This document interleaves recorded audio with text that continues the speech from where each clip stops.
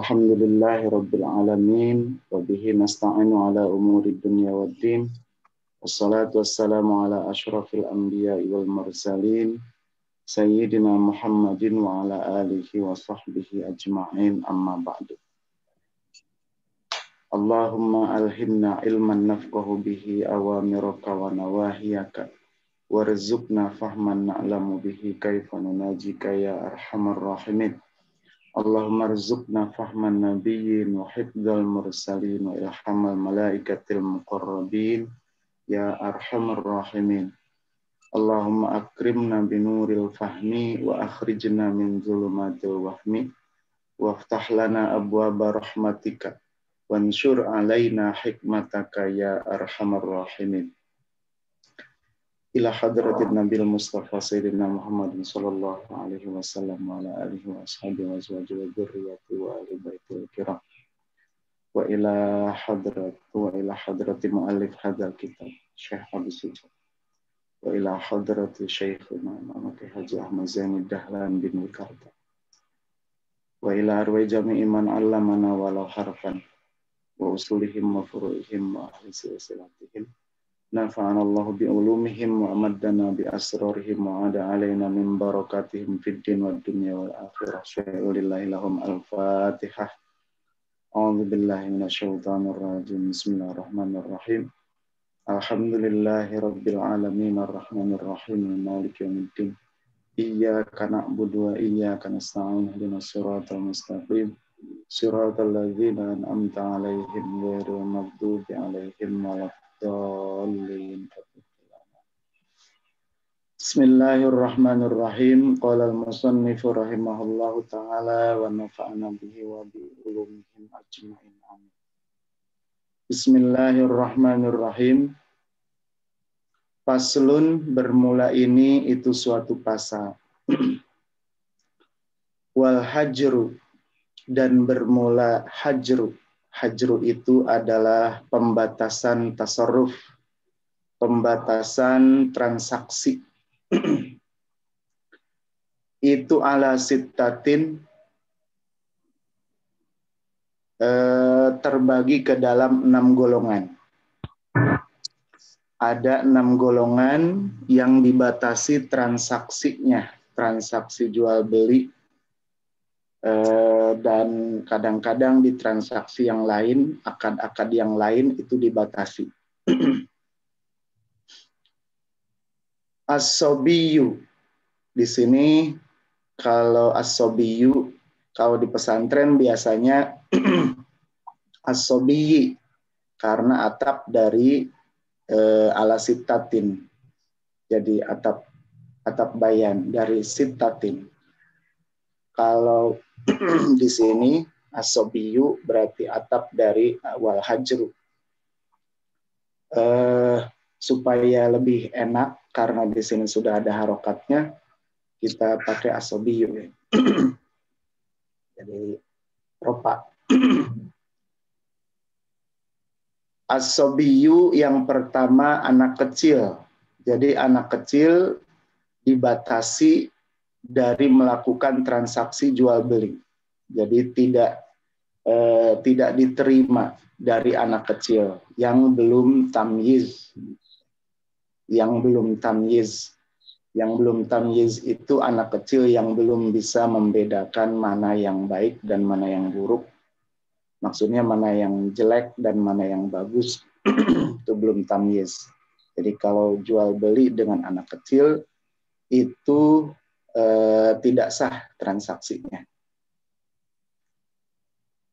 Wal majnunu, dan yang keduanya adalah orang yang gila. Bertransaksi dengan orang gila itu tidak sah, maka dicegah, dibatasi dari tasarruf ini, jadi dari jual beli, dicegah dari jual beli. Wasafihul mubadziru, dan dari orang safih, al-mubadziru yang menghambur-hamburkan limalihi terhadap hartanya. Safih ini artinya orang yang mentasarrufkan sesuatu bukan pada tempatnya. Maksudnya dia membelanjakan sesuatu itu bukan pada yang seharusnya. Jadi kalau misalnya disuruh membeli A, dia malah membeli B, gitu. Dan dia suka menghambur-hamburkan uangnya, menghambur-hamburkan hartanya. Maka dinamakan orang safeh. Nah, orang safeh ini dibatasi tasarrufnya atau jual belinya. Dibatasi, tidak sah bertransaksi dengan orang ini.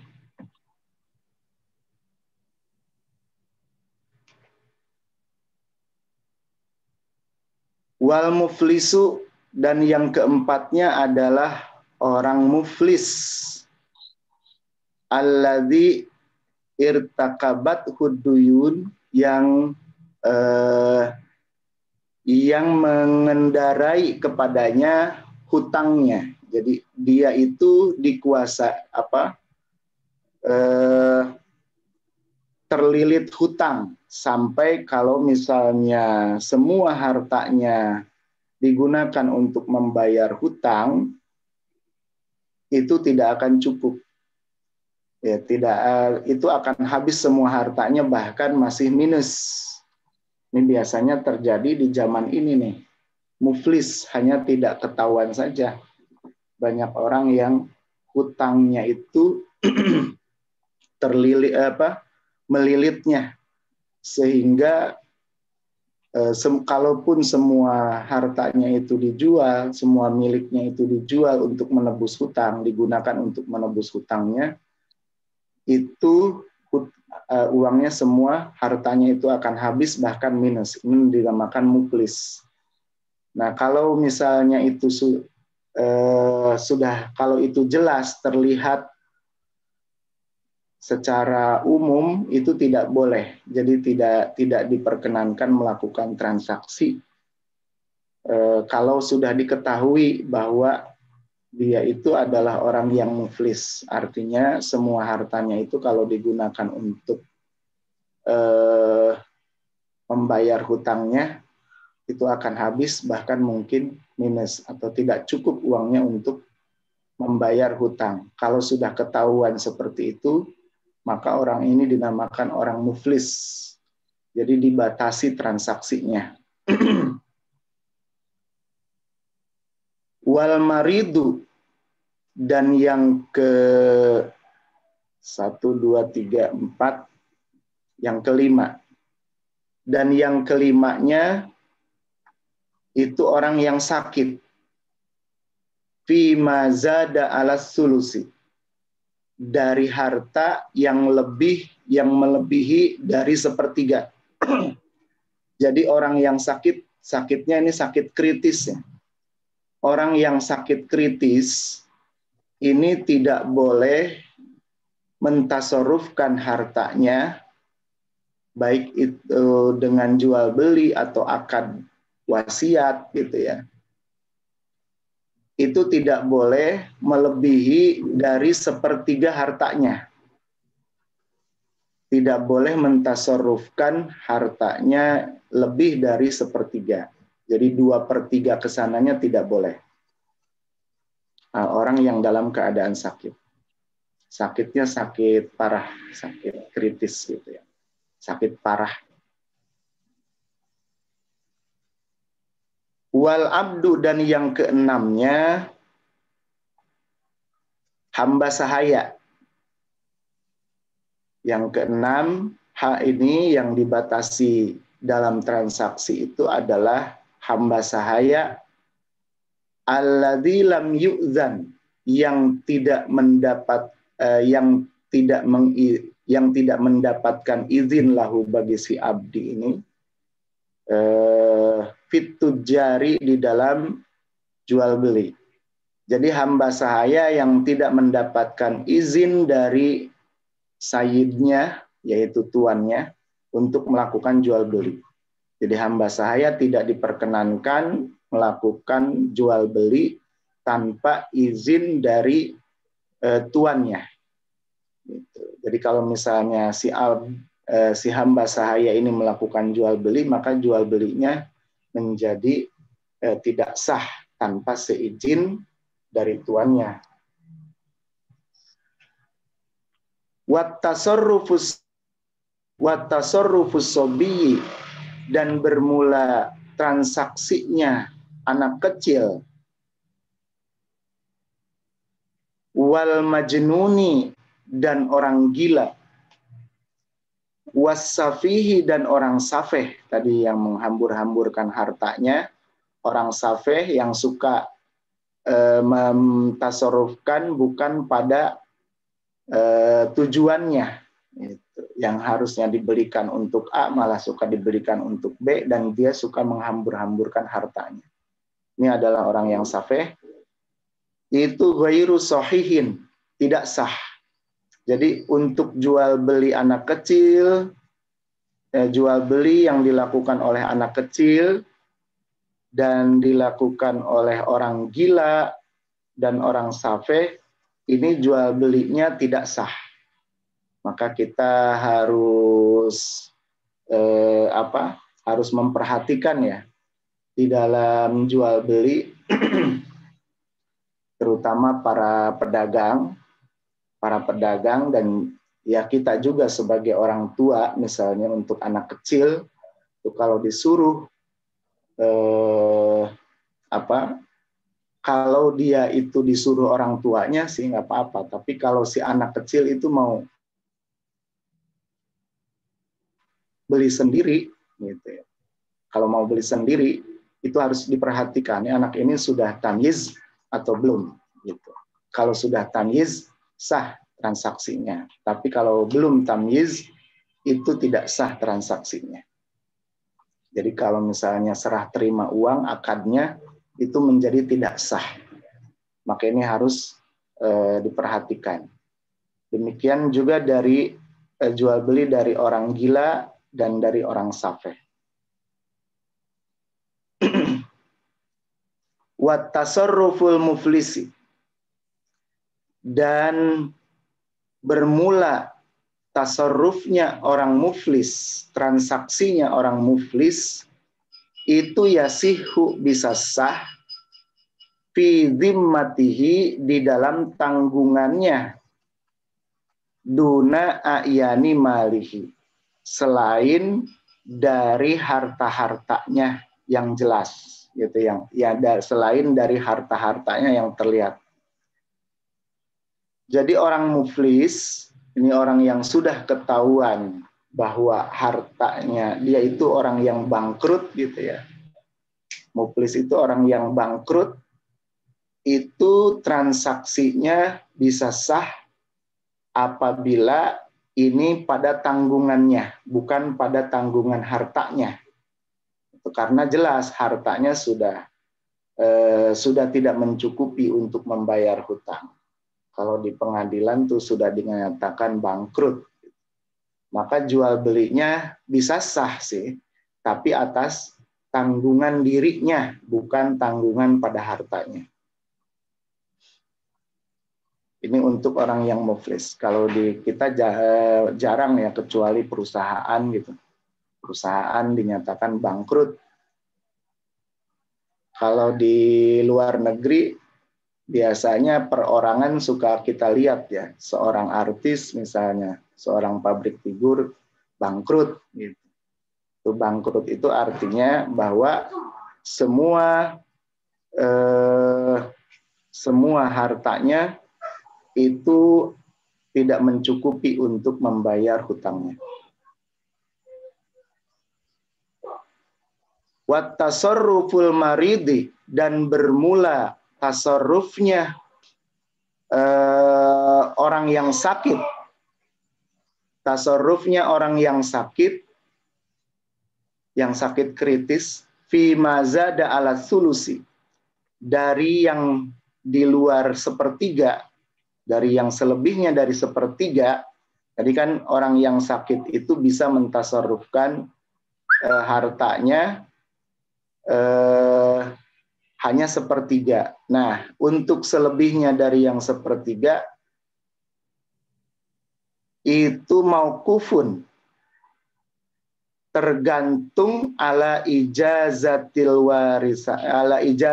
warisati, kepada izin dari ahli waris mimba'dihi sebelumnya. Jadi harus ada izin sebelumnya dari ahli waris.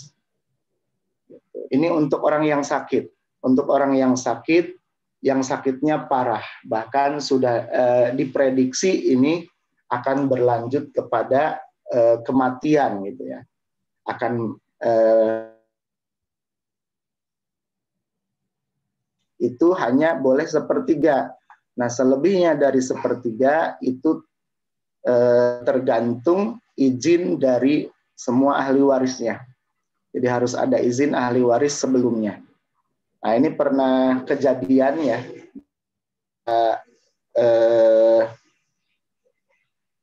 Pernah kejadian ada seseorang yang sedang sakit dalam keadaan kritis, di mana dia memiliki seorang anak asuh. Anak asuh maksudnya ada seseorang yang keluarganya yang ikut, ada seseorang anak yang ikut bersamanya gitu, tapi bukan merupakan ahli waris dia.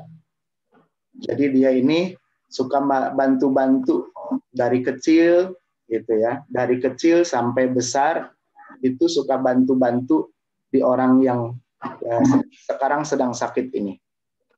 Nah, ini sebelumnya itu waktu masih sehatnya orang sakit ini, yang sekarang sedang sakit ini, dulu waktu masih sehatnya karena sayang kepada anak ini yang sudah begitu berjasa kepada dirinya, itu pernah ngomong bahwa tanah, istilahnya tanah yang ada di sini, misalnya di lokasi A, itu saya serahkan untukmu, gitu ya.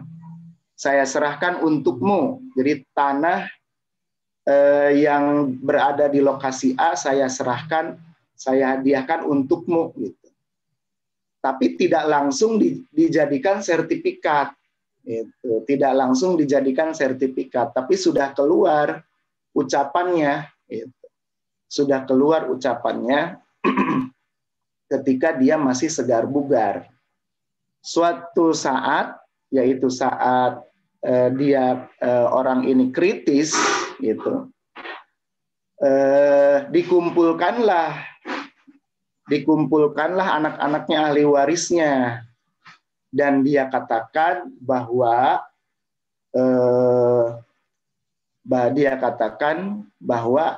tanah yang ada di lokasi A itu saya serahkan untuk anak ini, gitu. Jadi walaupun dia bukan ahli waris, ini saya serahkan kepada anak ini. Dia sudah berjasa, maksudnya kepada orang inilah, karena sudah dewasa ya waktu itu. Saya serahkan kepada orang ini karena dia sudah berjasa berbakti di keluarga kita sudah lama. Nah, akhirnya dijadikanlah sertifikat, gitu ya. Cepat-cepat sama si anak tersebut itu dijadikan sertifikat. Nah, ketika setelah orang yang sakit ini meninggal dunia, ini terjadi apa istilahnya, terjadi pertentangan, gitu ya. Terjadi pertentangan.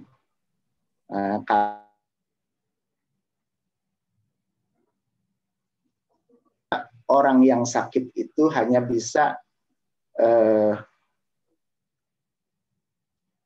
dan lokasi tanah yang di lokasi A itu melebihi sepertiganya, gitu.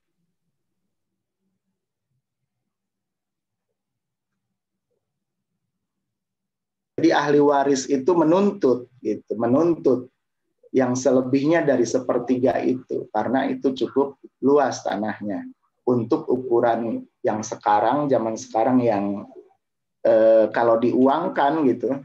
Kalau dulu sih dengan tanah apa istilahnya dengan harta-harta yang lain ya kecil, cuma kalau sekarang kalau diuangkan karena di dalam tanah jadi cukup besar juga. Nah ini dipermasalahkan, gitu. Jadi minta dikembalikan karena itu melebihi dari sepertiga. Nah akhirnya minta bantuan ini bagaimana gitu. Ternyata ucapan bahwa tanah itu sudah diserahkan kepadanya waktu masih dia sehat, masih dia segar bugar. Nah, cuma waktu itu memang ahli warisnya tidak ada, karena anak-anak biasanya kan suka berada di luar gitu. Jadi itu hanya face to face waktu itu antara dia dengan si pengabdi tersebut gitu. Nah, akhirnya dijelaskan seperti itu bahwa itu bukan diserahkannya sebetulnya bukan pada saat dia sakit keras gitu. Nah, jadi ini menjadi ini juga bagi kita bahwa kalau misalnya kita akan menyerahkan sesuatu, akan menghadiahkan atau misalnya sesuatu yang berharga kepada seseorang yang kita sukai, kita cintai, itu harus segera diurus, harus segera diselesaikan, gitu ya. Saat itu juga, jangan dinanti-nanti. Seperti dalam wakaf, ya, dalam wakaf gitu. Kalau mewakafkan, nah itu, kalau misalnya diucapkannya saat kritis, itu tidak boleh melebihi dari sepertiga. Tapi biasanya itu diucapkannya masih segar bugar, tapi kemudian tidak diurus surat-suratnya. Gitu. Jadilah ketika ahli waris ini, ketika dia sudah meninggal dunia, dan ahli waris itu ada yang tidak mengetahui bahwa dia sudah mewakafkan tanahnya, jadilah persengketaan. Nah ini sebagai ini juga ya kepada kita pelajaran bahwa kalau kita mau mentasarrufkan harta kita, sebagian dari harta kita, itu kalau memang berupa harta yang tidak bergerak seperti tanah yang akan terus berlanjut keberadaannya walaupun kita sudah meninggal dunia, maka itu harus diselesaikan surat-suratnya terlebih dahulu. Wa tasarruful abdi, dan bermula tasarrufnya seorang hamba sahaya, transaksinya seorang hamba sahaya, itu yakunu ada fi zimmatihi, di dalam tanggungannya.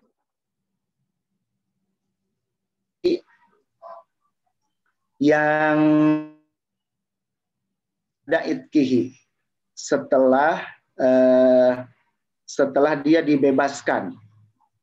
Jadi setelah dia dibebaskan, kalau misalnya memang dia akan bebas, nah, itu ada pada tanggungannya kalau dia pernah bertransaksi. Jadi kalau dia pernah bertransaksi sebelum bebas dan tidak mendapatkan izin dari sayyidnya, itu kan tidak sah. Tapi ada aja misalnya yang mau bertransaksi dengan dia, boleh kalau dia nanti akan membayar ketika dia sudah bebas dan orang yang bertransaksi dengan dia setuju. Tapi sekarang untuk hamba sahaya di kita tidak ada ya, di Indonesia ini yang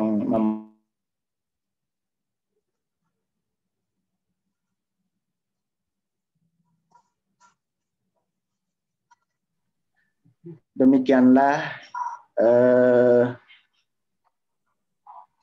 pasal mengenai pembatasan transaksi. Mudah-mudahan ada manfaatnya, dan apabila ada yang salah saya mohon maaf yang sebesar-besarnya. Wabillahi taufiq wal hidayah. Assalamualaikum warahmatullahi wabarakatuh.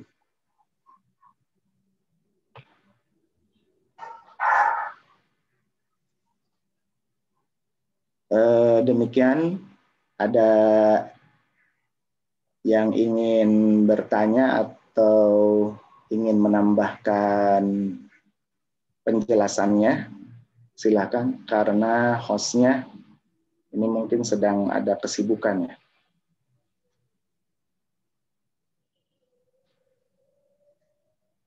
Dari mamang-mamang sekalian, ada yang ingin tambahkan, silakan.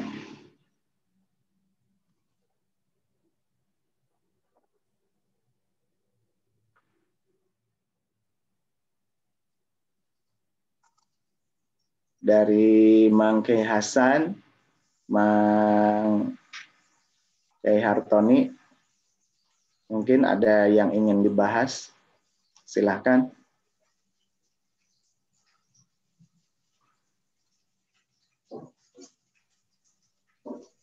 Mang Hasan ada. Iya, Mang, silakan. Mang Hasan. Antoni dulu.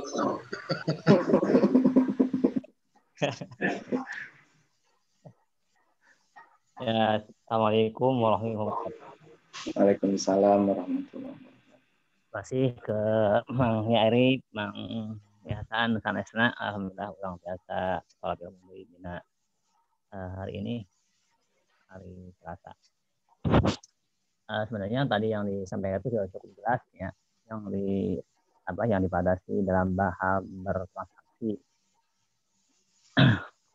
Nah, untuk yang orang gila jelas lah, itu nggak bisa ngapa-ngapain ya.